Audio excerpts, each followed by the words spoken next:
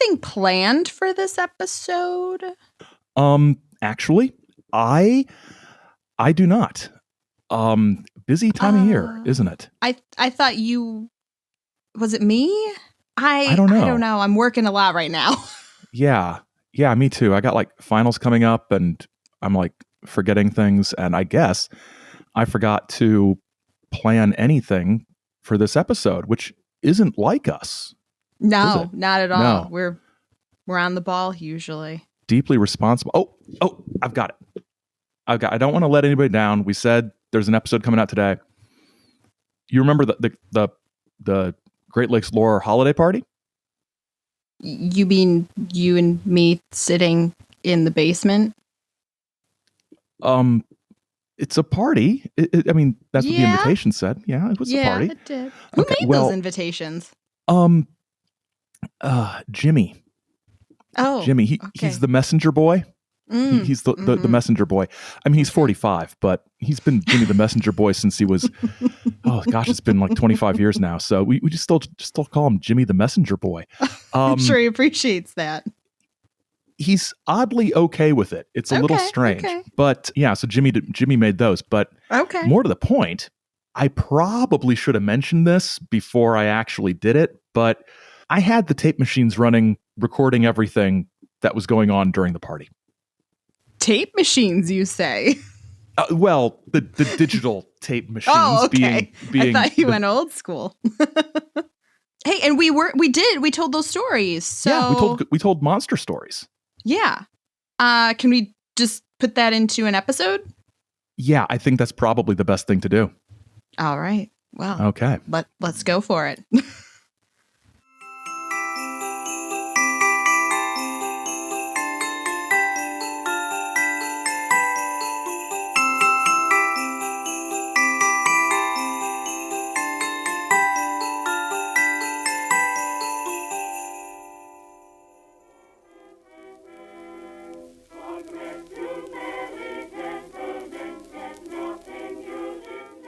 So, great party. Do you need some wassail? I've got beer. I don't have wassail, but I've got beer.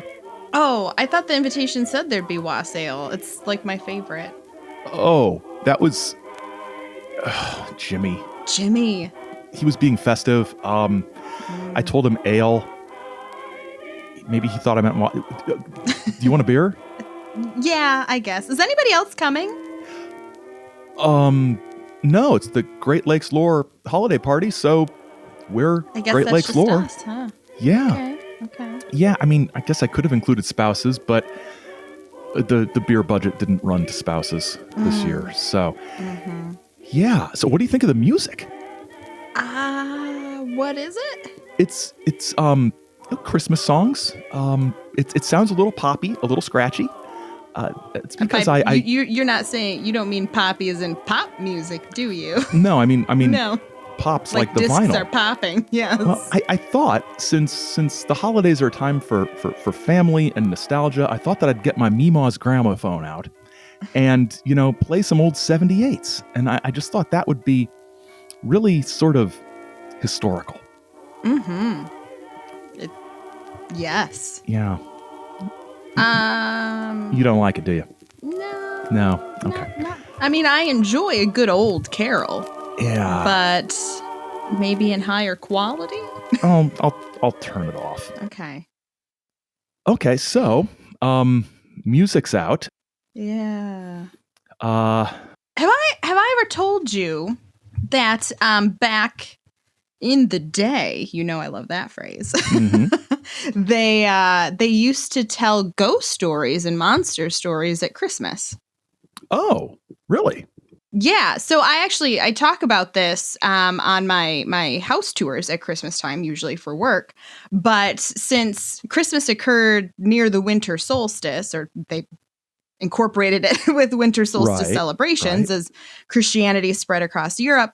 The pagans living throughout Europe believed that with the shorter days and the longer darkness, there was more time for like monsters and spirits and everything to roam the earth. A sensible conclusion. Yes, definitely.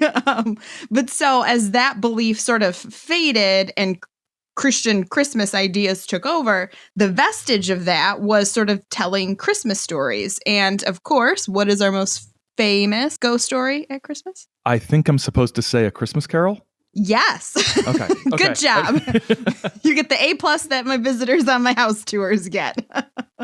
Yeah. So there's actually a subtitle to A Christmas Carol, and it's something like A Ghost Story for Christmas Time or something like that. And Henry James's The Turn of the Screw starts off, it's Christmas, and they're all telling stories around the fireplace. So a very sort of Victorian English tradition that held out. Oh, I get it. You want to tell some monster stories. Okay. I see where you're going with this. Just an idea? No, I think it's okay. I was going to see what everybody else wanted to do, but there's nobody else here. So no, my dog is snoring. That's how boring this is, Aaron. Yeah, I'm glad you brought him though. Nice. Spice things up a little bit. It is better than the Christmas party I had for the Saucer Life where it was just me drinking alone. That was pretty depressing. You didn't even invite the Saucer Wife to that one? She had a better party to go to. Yeah. Yeah. Okay, well, I've got a monster that we can start off with, and it's local to here in Michigan. It's the Monroe Monster.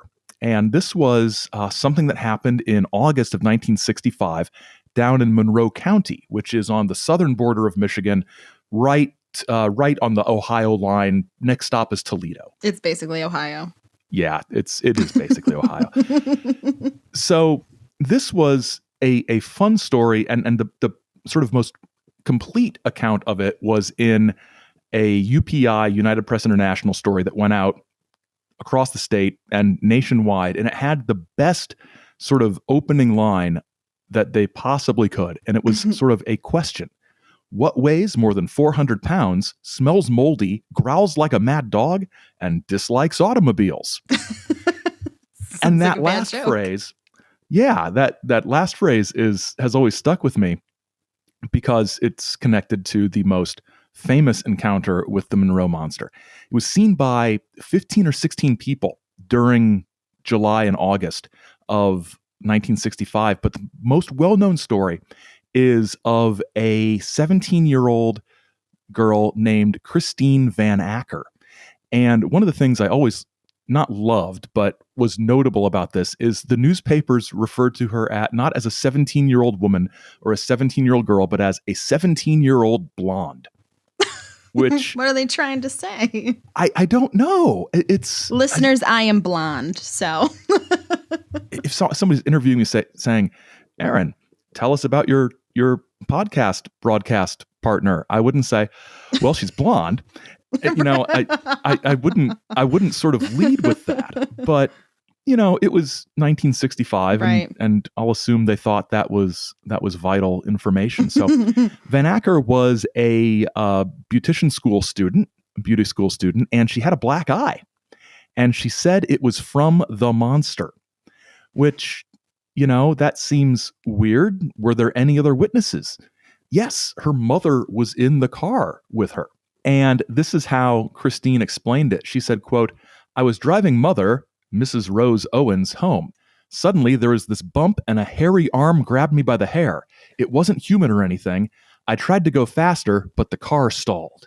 So as she's driving, the arm reaches in and grabs her out of nowhere? Yes. In motion. In motion. At first I was like, well, why? How'd it get through the window? I was like, oh, it was August in 1965. They had the windows open, right? You probably didn't have air conditioning. So the window was open. So what kind of road was she driving down? Like, is this like 25 miles per hour? It was a back road. It was, I think, so she could have been slower. Okay. Yeah. It was, and I think, if I'm recalling correctly, and I don't have all the details on me because wasn't, this is just from memory here at the Christmas party, but I think it was sort of a curvy road with trees. So she would have been driving slow enough for a monster to get her. Absolutely. So Christine faints, and her mom gets out of the car and runs for help. And according to the news story, mom told police, quote, "The first thing I knew, there was this bang and an arm came through the window.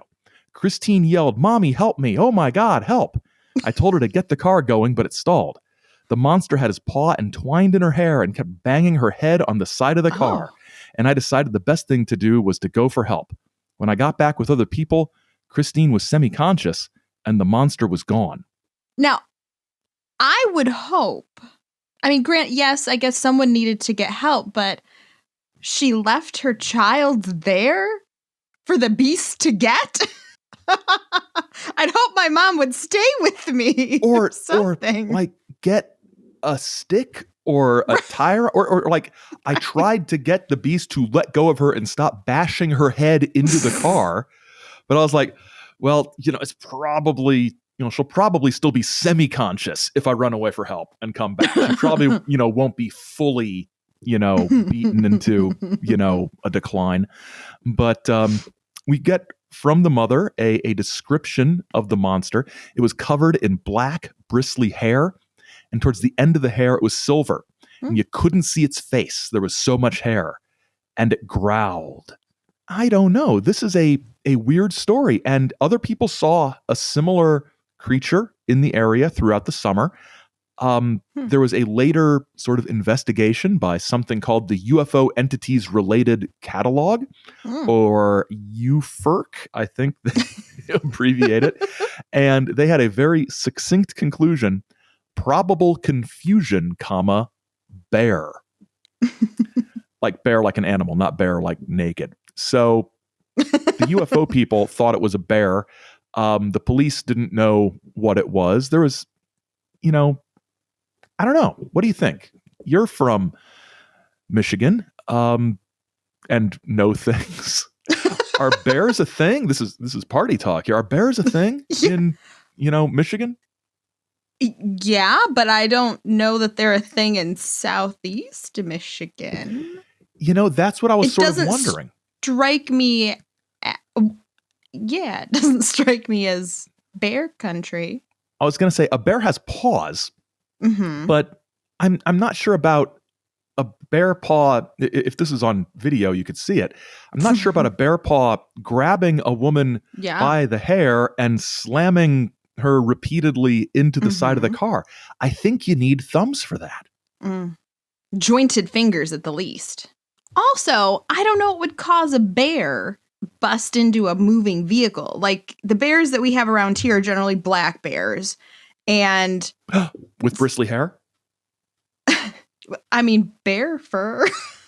Ooh, I stay away, so I don't know how bristly it is. But yeah, but my dad has a black bear mount in our house, so I mean, I guess it's bristly. It's not fluffy, but I mean, black bears aren't known for being like the first aggressor, right? Like, they're not a grizzly bear. I mean, I've watched enough of like when animals attack and weird things to know black attack, brown lie down, because if you encounter the black bear, you can generally freak it out and scare it away. The brown bear, you just want to like be submissive and pretend you're dead.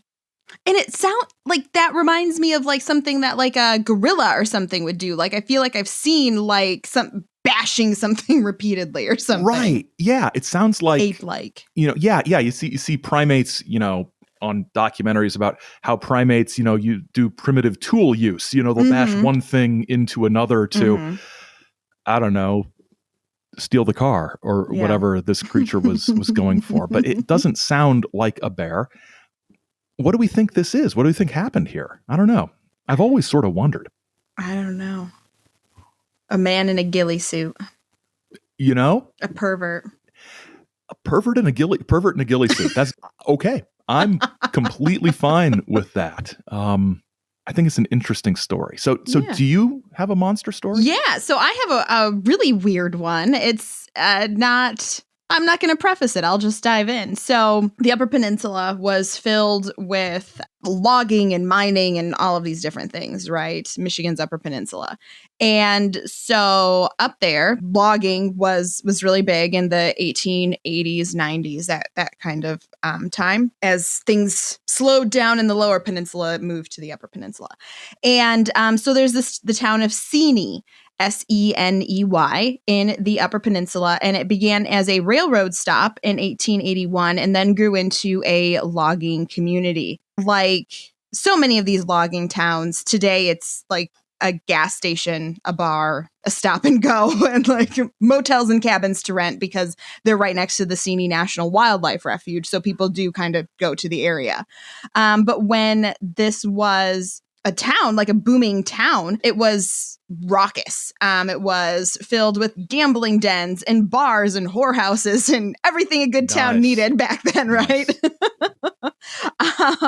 And so this monster in quotes, dates back to this time. And there was this one very illustrious character named P.K. Small.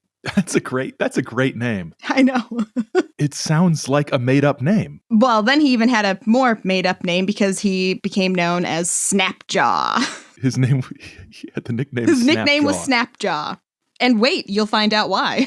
He was like so many, guys who went off to lumber camps, he ended up in need of money. He was, bankrupt and was known to do anything for whiskey money, including biting the heads off of animals. He would do other things too. He was, it was reported that he stuck his head in a spittoon, a full spittoon, which seems disgusting. I think I'd rather bite the head off of a bird than put my head in a spittoon. Absolutely.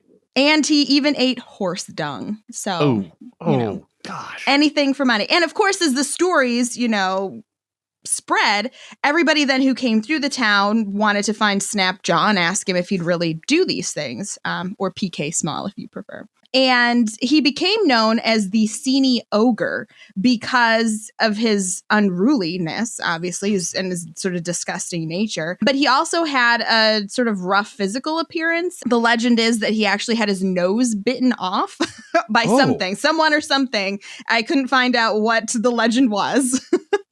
I would think human, personally, in some kind of weird fight like Mike Tyson situation. And then when they sewed his nose back on, they kind of did a really poor lopsided job about it. So this individual, obviously not a true monster. I did a little bit of research and I couldn't find too much on him, but I don't know why I was doing research because I just know this story, don't I? I'm just telling you from my memory. Oh yeah, absolutely. Yeah. But the one webpage that I found ended with, and is he in the cemetery in Seany? I don't know. You'll have to find out when you visit. So clearly something just put out by the bar owner in Seany who wanted to trump up business. It's like, here's an amazing story about PK Small. Is he buried here?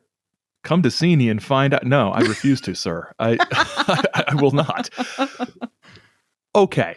I've got some questions about this story. Yes. I probably won't have answers. That's fine. Okay.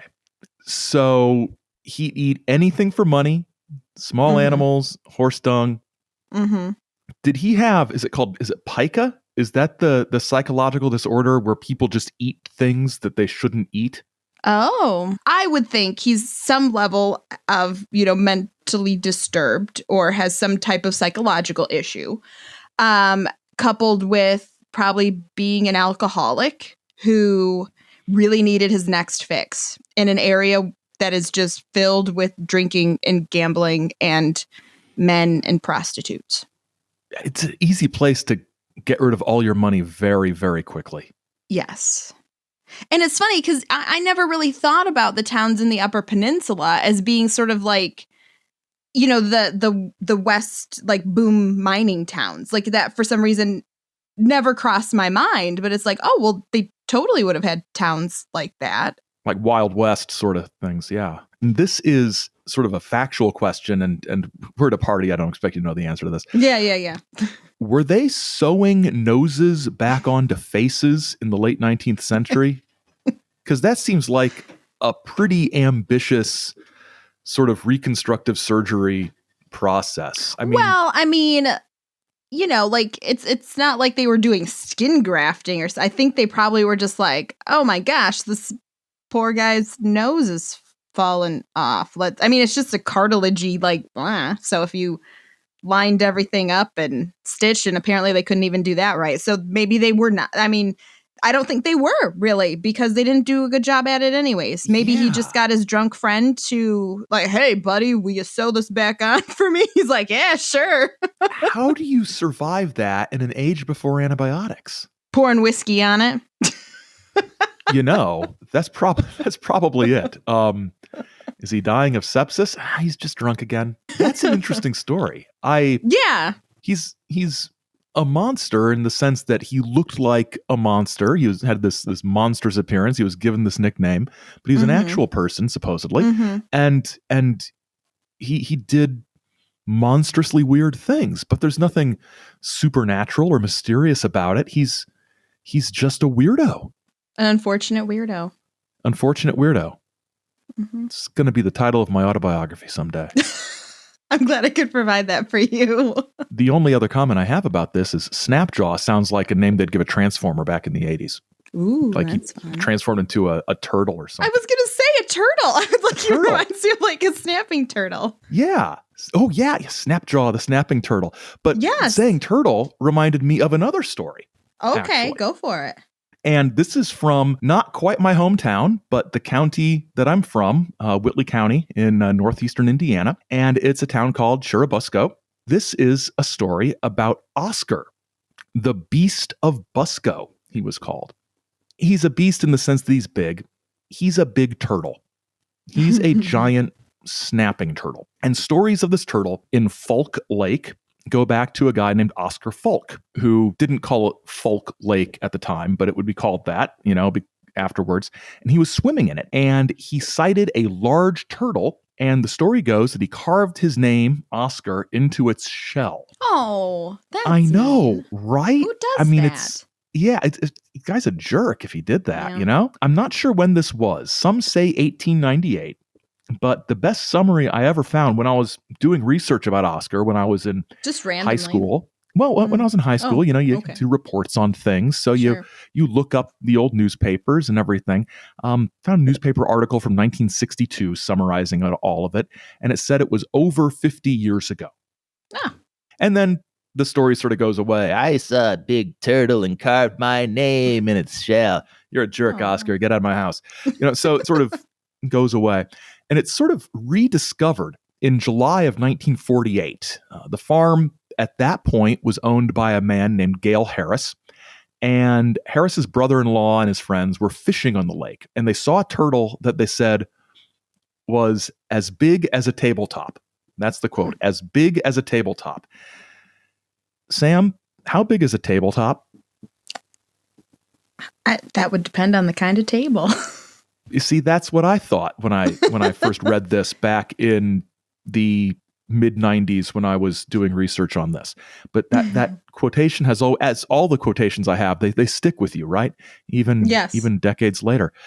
As big as a tabletop. And I assume they meant like a big table, because otherwise... I picture a dining room when someone says something like that. But... Yeah.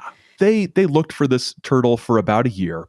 And then in 1949, January of 1949, a zoo, and newspapers didn't say where, offered several $100s for it. And apparently people from the zoo came out and used an animal described as a water weasel to try to catch it. I don't understand.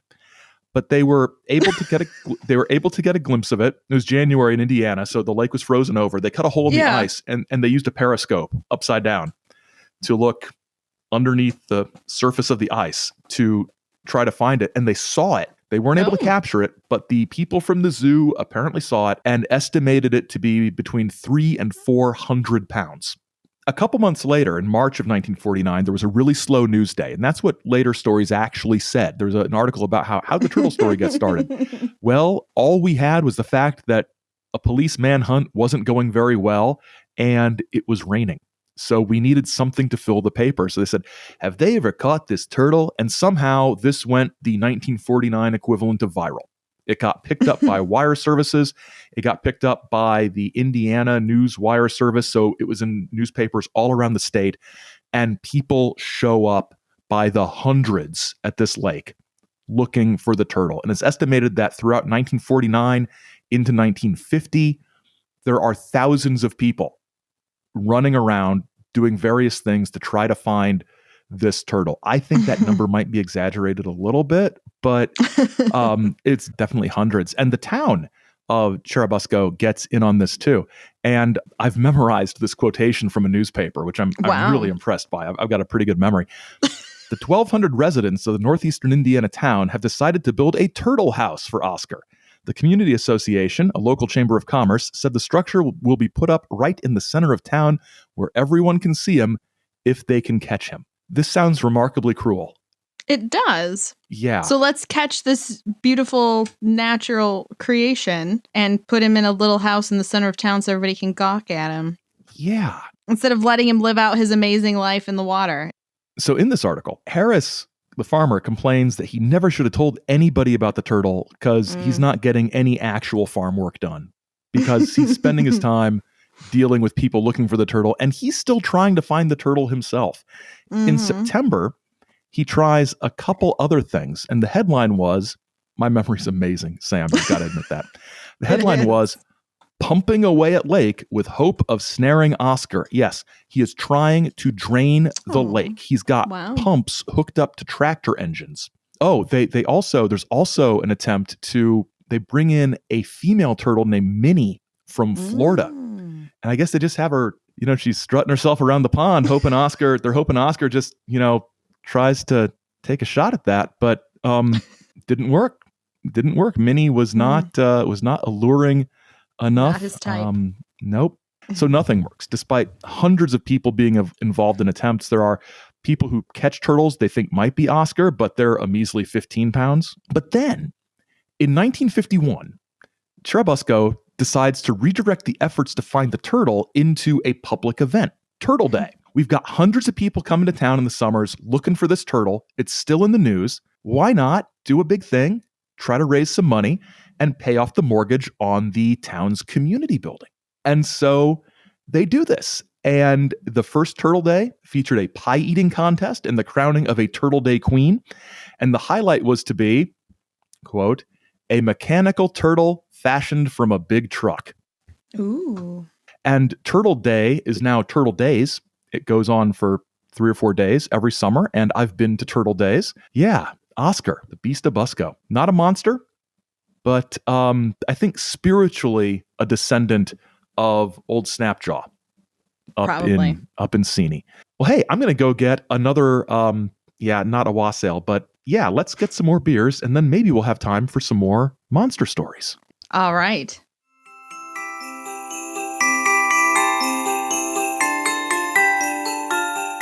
Great Lakes Lore is going to be taking a break for the holidays, so we won't be hearing any new episodes for the next few weeks, but we will be back on January 17th to kick off a whole new series of episodes.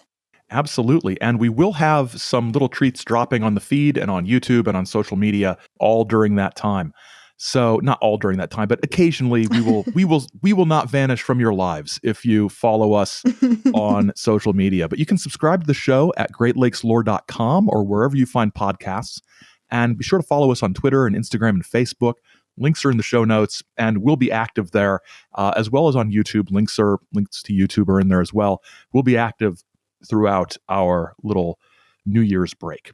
Great Lakes Lore relies on listener donations rather than advertising. If you like what you hear and want to hear more, there are links in the show notes and at greatlakeslore.com to contribute.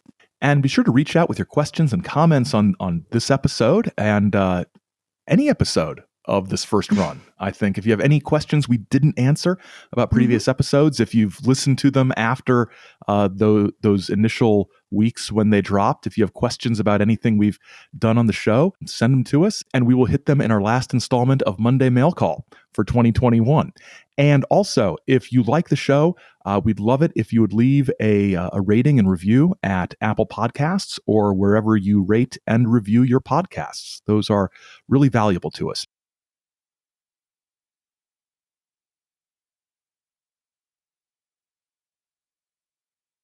And now it's time for our last installment of Legend or Lie. Yes, it all comes down to this. My humiliation is almost complete. And while I won't beat you in the score of people being correct, I will win no matter what. You will win no matter what. But I can narrow the gap a little bit if I can fool you with this. I think I've got the perfect balance of something interesting, but also not so much detail that you think you know something you may not. I think I've crafted another second perfect legend or lie. Okay. There's the story in Europe, Northern Europe, of a cat a large cat who prowls the countryside during the Christmas season and eats people who don't have any new clothes to wear on Christmas Eve. That's the story. Do you have a specific country or just all, like, is this like Scandinavia, Northern Europe, or like Germany and Poland, or what are we talking? Scandinavia. Okay. A giant cat. Did you say giant cat? A huge, okay, nasty cat. It's not like a house cat that's running around slowly eating people. Okay. I'm going to say lie. It's real. Oh, really? Yes. And I thought I knew, like, I thought I was really good on my, like, Christmas weird holiday folklore. It's the Yule cat, and it's the house pet of a creature named Grilla and her sons. I've heard of that. Grilla the giantess from Norse mythology. Okay. Now, we should probably get back to the party. Yeah, it's going. I think this is a great idea. Yeah, I'm so glad I left the tape recorder running. Yeah.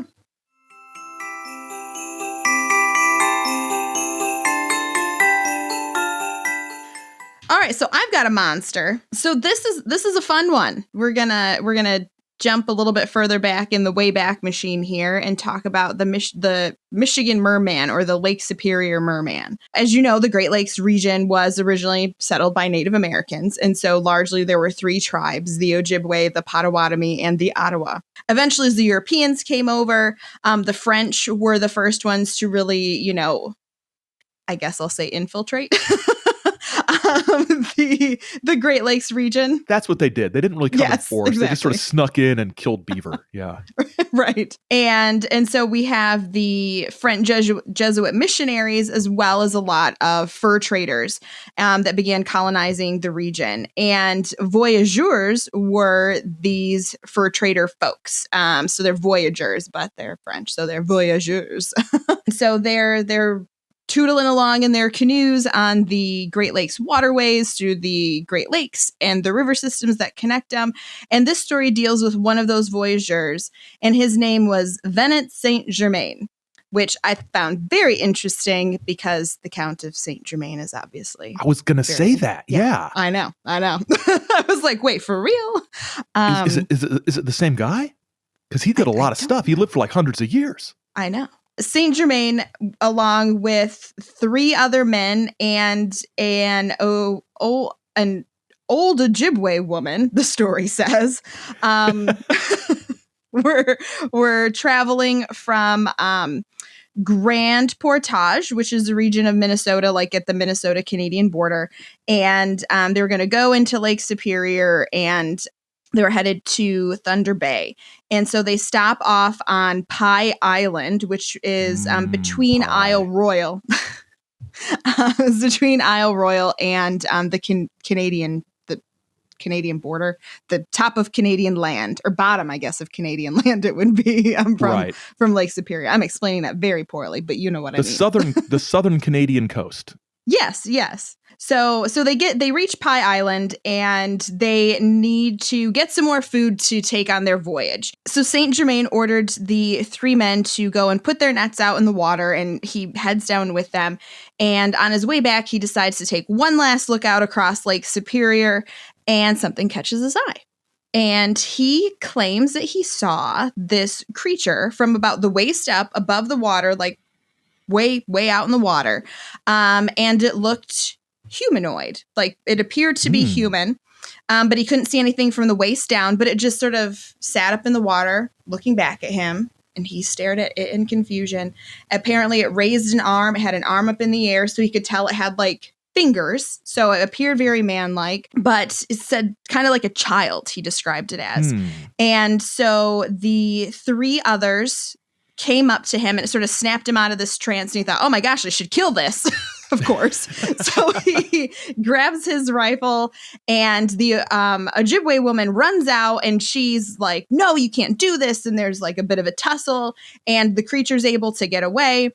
And she's very upset and explains that it was actually a water spirit, or a water god, referred to as I'm going to probably say this wrong, but Mimegwashi, perhaps. And that's how I've heard it pronounced, yeah. Okay. And that now he had been upset, and this thing is able to, create a big storm, essentially. And there was then, starting that night, a storm that lasted for 72 hours. And apparently it was a horrible storm, Saint Germain reported, and they all had to huddle together in like the middle of the island in order for it to pass. And we have this story because later, so this happened in 1782. And later in 1812, Saint Germain retold this table and actually signed a sworn affidavit to 2 judges in Montreal. And so that's how we have this story. And he also mentioned that the body of the creature was sort of a brownish hue, and it was covered in sort of a woolly kind of a fur. So that's the Lake Superior merman. There are some other native myths, I guess, that go along with it, or other interpretations of it. It's also referred to as Nebanabawak, perhaps. This creature spirit is described as looking far more like a what we think of as a mermaid, as opposed to sort of this little hairy, childlike creature. Interesting. Yeah. So, do the legends continue like later on? Because I was so interested in this, just the other day, I thought I should look this up for my own curiosity. And I didn't really find any. Like, I didn't really find any new sightings. I didn't like dive deep into, like a historical newspaper search, but just, everything that I found that talked about it. I got a lot of this information from a website called the Pine Barrens Institute.com, which I thought was interesting. I've heard of that, yeah. You've heard of this? Okay. Yeah. And it's weird because it's like located in like Wisconsin. Like the person who runs it is in Wisconsin, but not my Jersey Devil Pine Barrens. Although one would assume there are some pine barrens in Wisconsin. Yeah. But then there also is a website called Michigan's Other Side, and they mention it as well. But all of these websites just tell this historical story. They don't talk about any new or current sightings or anything like that. And in fact, the legend has become all mixed up because I ran into the website for the Great Lakes Boating Magazine. And it says that Saint Germain saw the merman in 1812, when really he had seen it in 1782 and was recounting the story. And it also went into this, just, they interviewed some woman who had I think they said a master's of art degree or something from Central Michigan University and lived up in the UP. And she was an artist now. And she sort of mixed it all up with the legend of Mishipishu, which is the water panther, or water dragon. But then it just went into this whole water dragon story. And it's all just conflated because that's what people do with Native American legends. So, but that's really interesting. It is a cool story. And what jumps out at me is that this Saint Germain fella is signing a sworn affidavit in front of 2 judges in Montreal about this weird creature sighting 20 years before. Why? Yeah. Why did it come up? Why? It's like, was it a bet? It's like, you didn't see anything. He said, I will swear in front of a couple of judges that I saw a thing. It's like, it just escalates into this thing where 2 drunk Frenchmen in the middle of the night in Montreal are trying to track down judges to settle this bet. And so Saint Germain ends up, so this is, perhaps it is the same Saint Germain and this is all just staged, but this Saint Germain had an untimely death. He was hanging out with one of his voyageur buddies, and they had a little, I don't know, they're kind of razzing on each other or whatever. And he's like, you couldn't shoot me if you tried, Saint Germain says to this other guy. And he's like, ha ha ha. And he pulls out the gun that he doesn't think is going to fire or something. I was a little confused by the story. And then he's shot and dies. What? You know what? A lot of times people will say, people today don't have any common sense. Why do people today act so stupid? No, people have always been stupid. People have always acted stupid. So I've got one more story. Oh, do you? Okay. Yeah, I do. And this is one of my favorites, and it comes from one of my favorite collections of weird things. In 1973, across the United States, and I think in other parts of the world too, there was a huge wave of sightings, sometimes usually connected with UFOs, but involving humanoid creatures, generally a body and a head and limbs or some combination thereof. And a few of these were in the Great Lakes region. There's all kinds of stories that I could choose from, but this one is really interesting. And it was in Albany, Ohio, October 16th, 1973. And it's a woman, the witness is a woman, and she arrives home in the evening and she sees, she says, a ghost-like figure floating 1,000 feet away, 50 feet in the air. Was it wearing old-timey clothes? No, it was draped in a close-fitting sheet, she said. And it was tall and thin. And it approached the woman who saw it to within about 200 feet, then vanished. Sam, I need to ask you, because I don't know. And whenever I tell this story at parties, which is surprisingly often, actually, the question I always have for people is, in the dark, when confronted with a floating figure in the air, how good are you, do you think, at estimating distances? I'm always horrible at estimating distances, so my answer is just bad in general. So you don't think you could sort of pinpoint 1,000 feet and 50 feet in the air? Yeah, not in the dark. Also, seeing something that small, that's 1,000 feet away, like that's a lot. That's a fifth of a mile about. Yeah. So if you're seeing it 1,000 feet away and then it closes to 200 feet, I'm going to be freaked out because this thing's got to be huge. If you could see it well enough to sort of distinguish that it was a thin being, and then it must be like that Jesus statue in Brazil, that's on the side of the cliff, that's or on the mountain. That's what I'm imagining this is. Like, oh, it's so little. Oh, holy moly. Yeah. So it vanishes. And then later, she's in her house and she sees what she calls a little blue-green thing that was 2.5 feet tall and had a face with spiky things at the tops and sides of the head. It was just sort of looking at her through an open door. And it had stumpy arms. She didn't know if it had his legs. And then it disappears quickly. So I don't know what all this is, but that same night, there had been a UFO sighting in Athens, Ohio, just down the road. Oh. I think it was aliens. I mean, I don't know another explanation. Probably a cousin of the Kelly Hopkinsville goblins. Oh, yeah. Without question. Definitely related. All right. Well, I have one more story for you now. So this one is an odd one. This is the Loveland Frog Man. So I've heard of this creature, this frog person. Apparently I like human animal things, dogmen and frogmen and mermen and stuff. I don't know. It seems so, yes. So it seems that this story originated in 1972. In March of that year, there are 2 separate sightings by police officers of what they claimed looked like a giant frog. So the first was Officer Richard Shockey. He was driving to Loveland via the Riverside Road. I just wanted, where is Loveland? In Ohio. Okay. I guess. I'm sorry. I didn't say that. Yeah. That's okay. Loveland, Ohio. Because I know that there's a couple Lovelands in various places. And also I was imagining an amusement park called Loveland, which would be kind of cool. Oh. Yeah. Sort of Valentine's themed. Yeah. The Swans Tunnel thing. Yeah. But that's the whole park. That's the only ride. Yeah. Oh, yeah. Yeah. So anyways, back to Officer Shockey. At 1 a.m., he was driving on Riverside Road towards Loveland, and he thought he saw a dog beside the road. The creature then stood up on 2 legs and leapt over the guardrail and went down an embankment into the Little Miami River. He said that it was about 60 pounds, so dog size. It's roughly the size of my dog. And it stood 3 or 4 feet tall. It had textured, leathery skin and the face of a frog or lizard. What? Amphibious in nature. So he sees what he thinks is a dog. It stands up on 2 legs. It's a 4-foot tall frog man. Yep. Leaps over the guardrail down into the river. That is wild.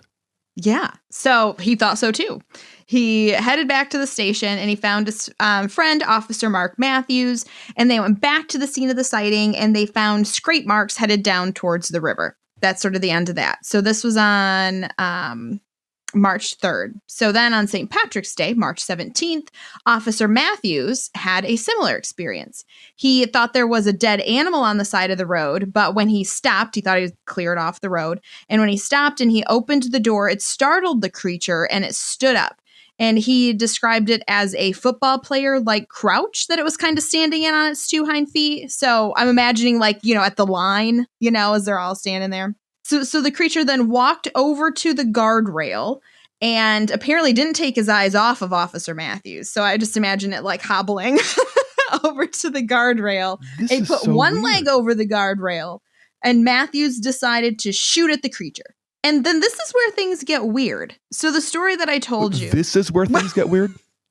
Source-wise, things get weird. Okay. Because I love memorizing weird stories, weird source issues with these different stories in my head. So, well, the podcast is a kind of therapy for these kinds of issues that we have of having all these stories in our heads all the time. It is. Yeah. So the story that I've told you, I remember I got from the Weird US website. It's also the same in the Weird Ohio book. And the book claims in this website that the officer missed and the creature got away. Then in 1999, Officer Matthews said that he was tired of talking about the incident and that it was just a big iguana that was missing its tail. The big iguana stood up, put a leg over a guardrail, like climbed over the... Well, he's saying that none of that happened. Oh, so he's saying it didn't happen, not that an iguana did this. Okay.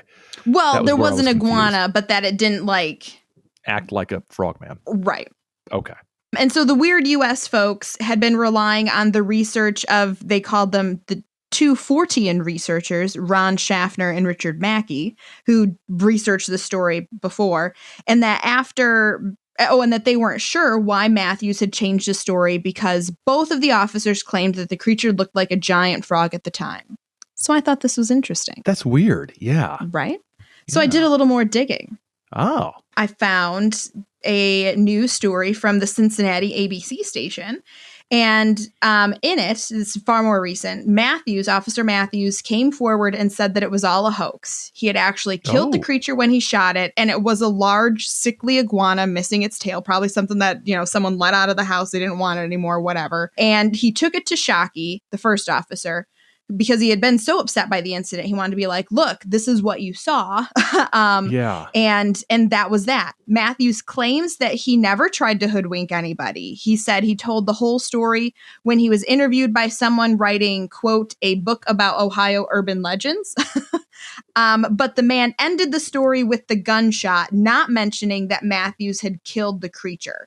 So Matthews and Shockey were not out to, create a hoax, but that as they were interviewed, that's the story that was found to be more interesting. And so that was the story that was told. And the Weird US folks, to me, it seems like they didn't quite do their due diligence because when they reinvestigated the story, they only talked to those two Fortean investigators, Schaffner and Mackey, and not the officers who were involved in the sighting. So they went back to their secondary source instead of looking for a primary source. Were there any other places that talked about these frogmen? Yes. So I found this this really cute story. It was an article from a local high school newspaper, and they had a few mistakes. They claimed that the first sightings were in 1955, but they didn't go into detail. But the article itself was really sort of funny and tongue-in-cheek, and they were saying that the Loveland Frog Man is back and had a picture like, he left a warning on a marker board. And then, the kid writing it said he had received an email from an unknown source saying to meet the Frog Man in this tunnel. And they had this picture of like this man wearing a frog mask, like attacking. That's awesome. It was super cute and funny, but and I guess this just goes to show that there's so little about the Loveland Frog Man. But this article, this little high school newspaper showed up on the first page of the Google results. Oh, wow. And so people who, haven't done more research could read this and get things confused, or maybe they're like, oh, well, clearly like this end part is funny, but the first sightings were in 1955, but I don't know if they were kind of making that story up too. You don't know. So that's why the due diligence of the research is important. Wow, that's amazing. I think that's a really interesting story. I ended up liking it once I found the weird twists into like what really happened and everything. So at first I was like, well, this is kind of lame. There's just like these two police officers that saw something weird, and then it ended up being kind of a rich story and talking about research and how things get messed up and stuff. Yeah. And it's really interesting that the clearly sort of satirical article is the one that shows up in the search results, which is just typical. I think we saw that with the Witch Castle episode too, that Madison, Indiana high school newspaper website article that gets most of the facts wrong is right. But it's very sweet and endearing. Yeah. Oh yeah, this was an adorable article. I had fun reading it. Yeah. Well, hey, I think it's about time to wrap the party up. Yeah, I've got a long drive back home, so. Yeah, but thanks for coming to the studio for the party. I mean, would have been nice if I'd invited other people and if Jimmy had gotten the invitations right. But yeah, and I'll bring music next time. Just leave that one up to me.